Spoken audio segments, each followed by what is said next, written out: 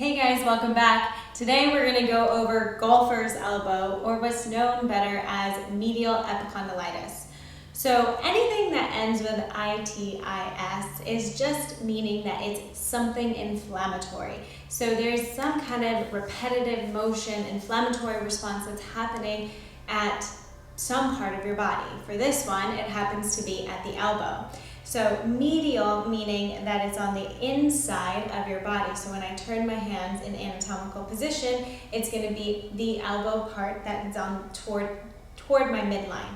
Okay, so this part can get really irritated and we start to want to mash into this tissue and figure out what's happening. It is okay to gently rub along the tissue that comes up and connects into this area, but what I like to do is start to put that tendon on stretch.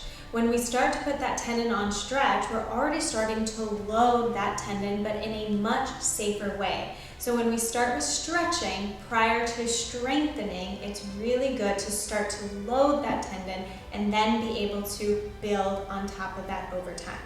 Now, the other thing that we have to consider, if our flexors, these muscles right here in the front of the wrist, are getting really worked and really irritated, and that's typically what is starting to cause the pain on the inside of that elbow, we need to reverse it and open it up. So that's how we're going to open it up. It can also be that you have limited wrist mobility or limited shoulder mobility, something we'll address later. But it's very important, if this isn't working well, if the wrist isn't working well, it could end up putting extra pressure right in that middle joint.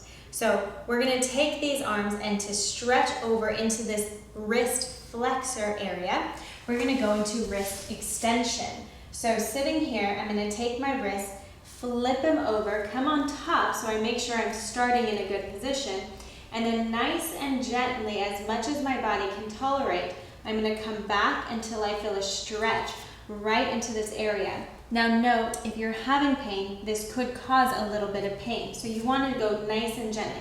You might not even do it sitting on the floor. You can do it coming up onto a table and then slowly leaning back on that table, whatever starts to feel more comfortable for you.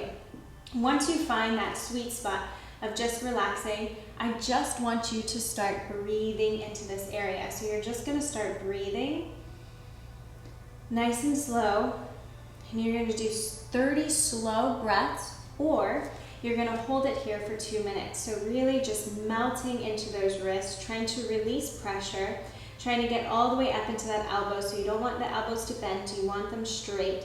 And you're just releasing the tension right up into that tendon, okay?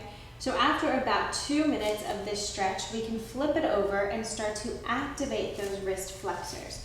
So here is where we're going to start to push up using those flexors, and now in eccentric control, we're going to start to lower it right into that stretch again. So passively stretch and then press on those fingers. So notice my fingers are turned on.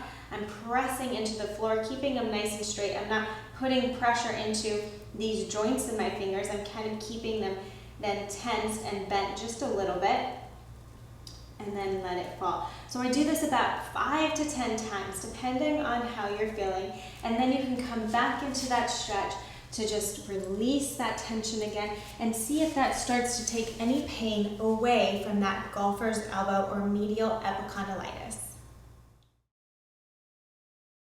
Thanks for watching, guys. I hope you're enjoying it. Don't forget to like and comment below to let me know what you think, and subscribe so you don't miss any in the future.